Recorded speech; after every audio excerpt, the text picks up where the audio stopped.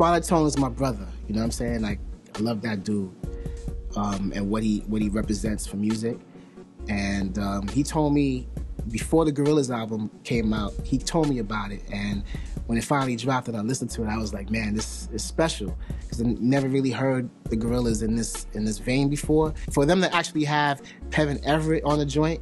Now, Pevin's been around for a long time, Chicago native, you know, big on the jazz scene for a minute and then doing a lot of independent soul and R&B records and even house records. But to bring him into that world of pop electronica and to hear him, I mean, the track that Twilight Tone produced, I mean, to me, it reminds me of something that, you know, he's kind of channeling like a Larry Heard, Lil Lewis kind of vibe, down-tempo house. For those who are not aware, my man, the Twilight Tone, produced the new Gorillaz album, Humans, and there's a track on there featuring Pevin Everett called Strobe Light that I've been playing out a lot, and it's been getting a lot of attention, and I think caught a lot of people by surprise because not only did they not expect this record to sound like this and to have, you know, my brother do some production on it, but Pevin Everett, you know, I mean, he's been quite underground for a long time, so to reel him into a project like this is good for him, but it's also good for the Gorillaz because it gives them a certain credibility that they've never. This might be one of the blackest sounding records they've ever had, to be honest. Like one of the most soulful records outside of the record they did with De La Soul years ago. This is definitely like it's they're channeling a different audience with this one, and I've been burning it. It's real dope. Another producer that also dabbled in both genres of house and hip hop at one point was Clark Kent, and he's actually one of the DJs that I first caught him DJing at a spot called Mars in New York City. That had to be like probably like 1990 or something. And he's another one that was stretching it out. You know what I'm saying? Like I first went to his crib in the 80s and he was nice on some, you know, turntablism, but he was also a great mixer and a great DJ and, you know, played different genres, you know. And I remember like there was a record, The Chubster by Chub Rock, and he had like a signature house remix on there that everybody used to play back then. So to me, I always looked at it as it's just music. Music is music. Good is only good and bad. If you're into music, there's no reason why you should just like, you know, turn yourself off from different things. And to me, I never understood just being into one thing. Like that's, to me, that's just like super close-minded.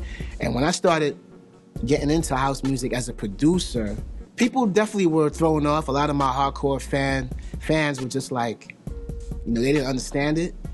But I think the tables have turned now because if you've grown with me, then you understand that times have changed and a lot of walls have been broken down over time with music. Like, you know, we have a lot of scenes that have kind of interconnected with each other. So you have now like a lot more black artists doing four to the floor music, which really is house in its own way. You know, I think a lot of those walls have been broken down. Like, to me, I think the floodgates have opened up for people to be more accepting and more open-minded compared to like back in the days. You know, house music for a long time had a gay stigma attached to it. Now it's like, if you're coming up now and you experience house, you don't really know anything about that. Like, you're just looking at it as, yo, what's this kind of music that's motivating all these people to dance? So we have a lot of open air festivals. This music, a lot of people are starting to embrace it that never experienced it before. Of course, a lot of older heads already know what it is, but I see a lot of younger people getting into it, and there's a lot of open air dance parties, open air festivals that are happening right here in the US in major cities. Like in New York, we have a couple. We have Soul Summit in the summertime. We have Jamboree in the fall. In a city like Chicago, we have the Chosen Few Picnic, which has been going on for well over a decade. In Atlanta, we have House in the Park. In Jersey, there's a big park that happens in Newark that just happened, you know, not too long ago. And, you know, and it's inviting. Like, everybody's starting to get into it again, but it's our music. This is music that, house music is basically the revenge of disco.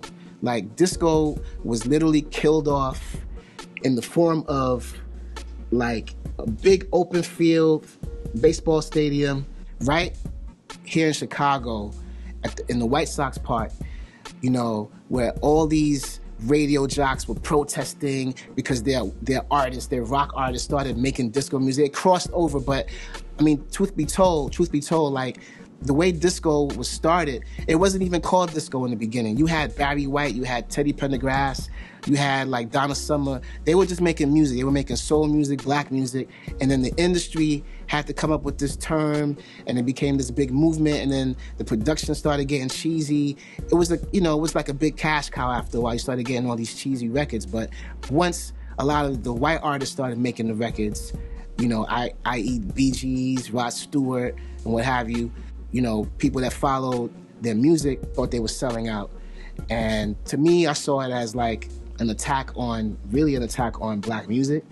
But they literally went into this field, this baseball field, and had thousands of people come out in the middle of a game and just smash records, disco records. No more, that's it, disco, it's over, it's a wrap. So by 1980, the music industry basically shut it down, and it went back underground. It didn't completely stop, it went back underground. So radio wasn't really supporting it. And then a few years later, house music is born, and it's revamping a lot of disco records, and it's just, and now we got new disco. Like this, there's all kinds of ways that disco still lives on. But hip hop came out of the disco movement. So that's also a fact that we can't alienate. You know, we have clubs in New York City back in the days that, you know, you still had to be kind of dressed up and sophisticated going out, and they didn't really allow like a lot of the b-boying and stuff to go on the floor. Like, you still had to dance to the music. Like, it was still a form of dance music.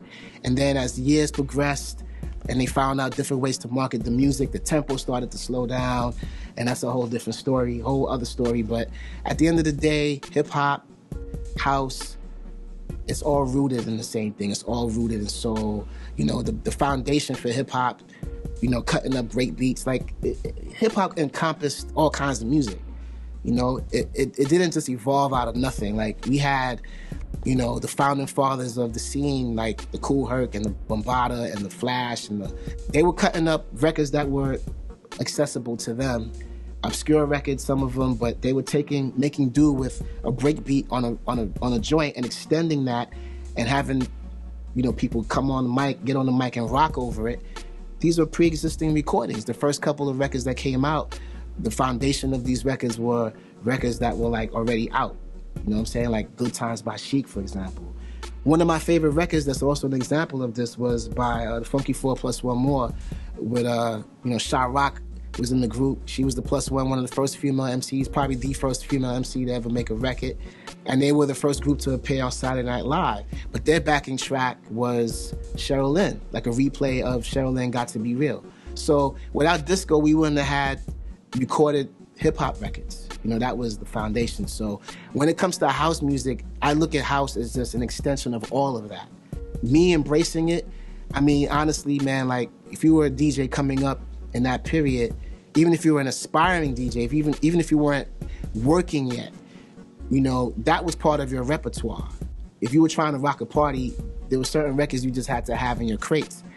You know, as I moved on, I started getting deeper into it. I became more immersed in the music, and now I can consider myself an active producer in that genre of music, but I never alienated the hip hop thing. I still love digging.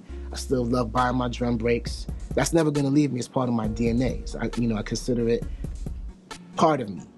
But again, it's just music, man. I just look at it as music. And I do soul records, you know, I do new jazz records. I just want to make records, good music. That's really what it's all about at the end of the day.